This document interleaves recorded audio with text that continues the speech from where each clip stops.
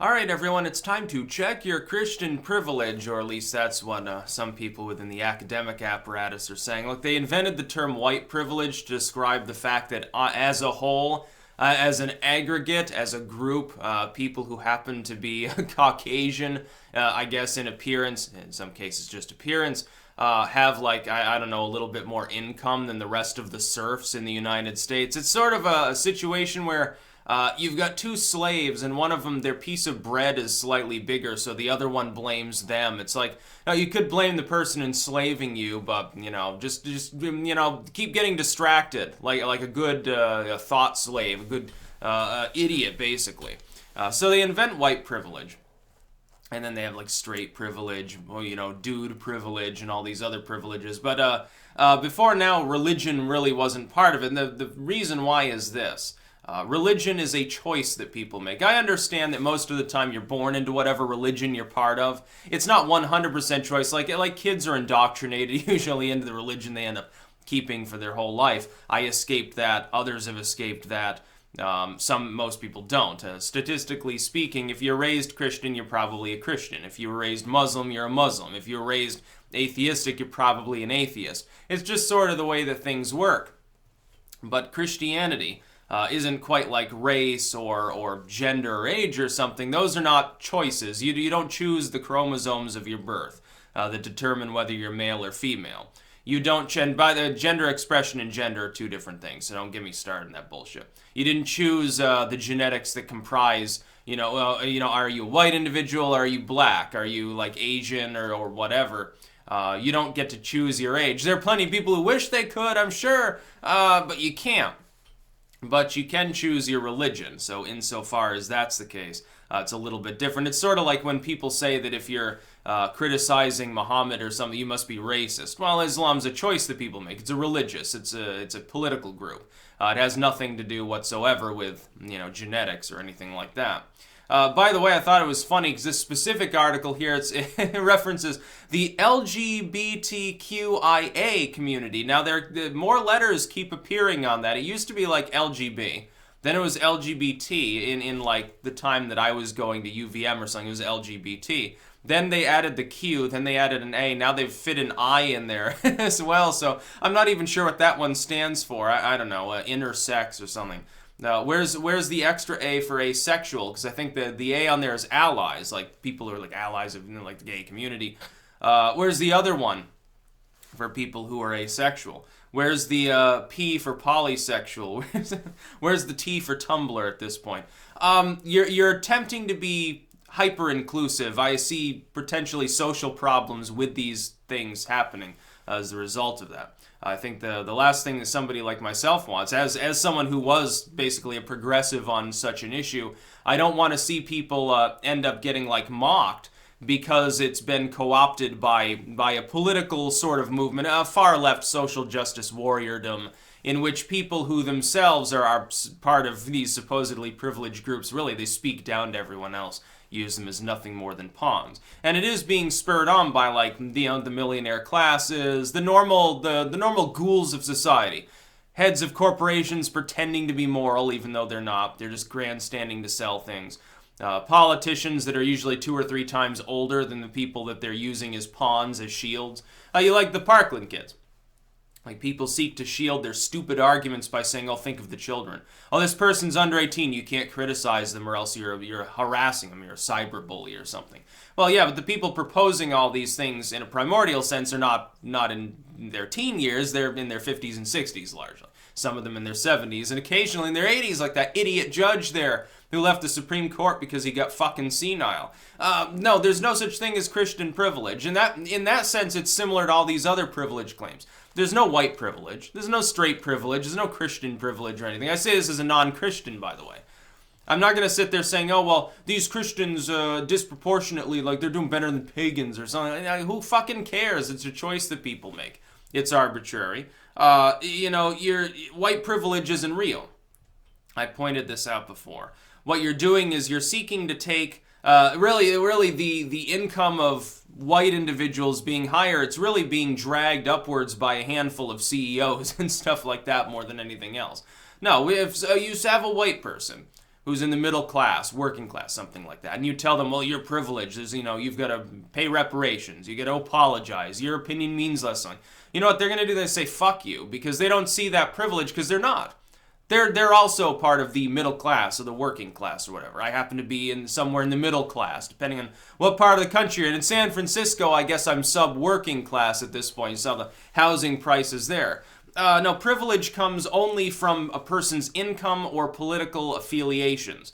That is a person who rubs elbows with senators all day. Yeah, they have privilege. Yeah, they're privileged because of their position specifically within politics, especially insofar as it deals with the ability to impose policy and rules on others. In that sense, a judge certainly has a great deal of privilege. A politician, a police chief or something, a military general. These individuals have privilege.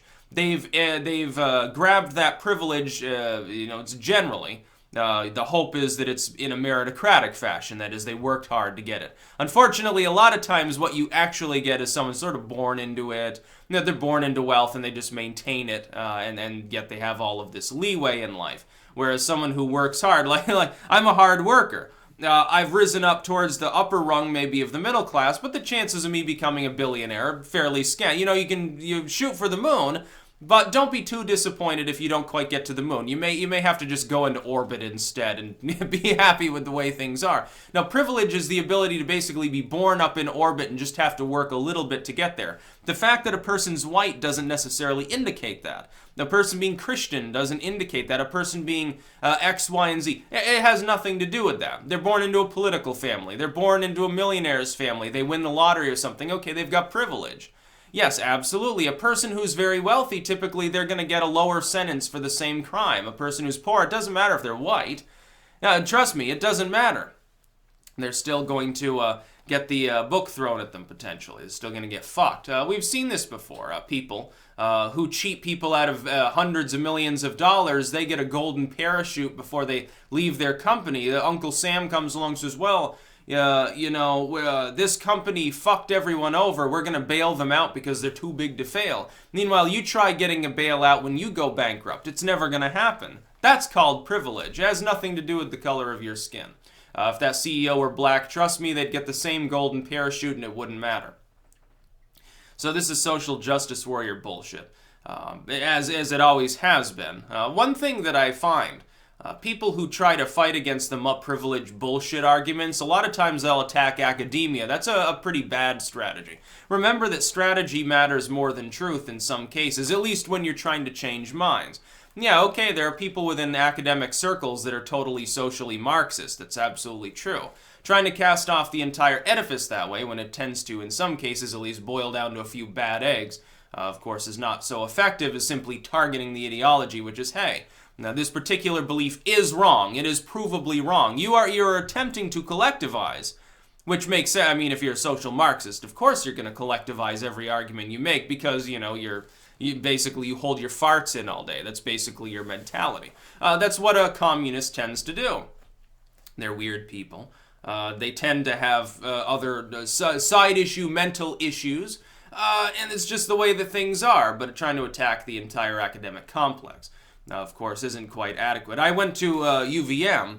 I was never, told to be like a communist or check my privilege or anything by any professors. UVM is far left. Absolutely. It's one of the most far-left campuses you can imagine. A lot of it's really just the students. In fact, some of the, one of the professors, I won't name names, was basically a socialist, like a Bernie Sanders-loving, super liberal, an actual liberal. And we're talking, I think that was just after Bush had left. I think it was like the second year of Obama.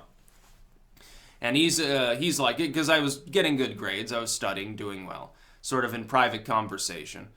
Talking about how all the younger leftists were starting to get kind of scary, actually, at the time. And I'm like, well, I'm not so... And at the time, I was, basically considered myself a liberal, but I was starting to look towards libertarianism, classical liberalism and stuff. I'm like, yeah, it makes sense. Here I've got someone who's basically a half a step from literal socialism saying that the new left is sort of abandoning rank on maybe it's good ideas and becoming, okay, guys, you need to calm down a little bit. It's starting to scare a professor at UVM. So, there are people out there that are even on the left that don't believe in this bullshit. They realize it's stupid. And they realize, I think people were pointing this out the other day when I was talking about the hippies being like the Victorians.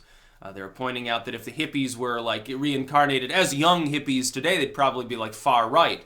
Yeah, absolutely they would. They wouldn't have anything in common with the social justice warriors. They would think that they were tools of the establishment. They'd say, okay, you want more government power on guns, surveillance, you're not really anti-war. You don't seem to have a problem with corporations, like you openly call for them to abuse like average citizens and tell them what they can and can't say and think. You're a bunch of sellouts. It's exactly what would happen. We don't have a real functioning left in this country. The so-called left, it's no longer outraged about 500,000 people dying overseas or a corporation abusing people for their beliefs. In fact, it openly encourages these things. It doesn't have it tolerates them completely. It has more of a problem with a private citizen saying something they consider to be offensive. I think the hair dye is really seeping into their brains and causing problems. It's too much xenoestrogen, too many soy supplements. Something must be happening on a biological level to explain why so many cases of mental illness are cropping up and masquerading as political affiliation, because that's exactly at this point what it has become. That's about all. Peace out.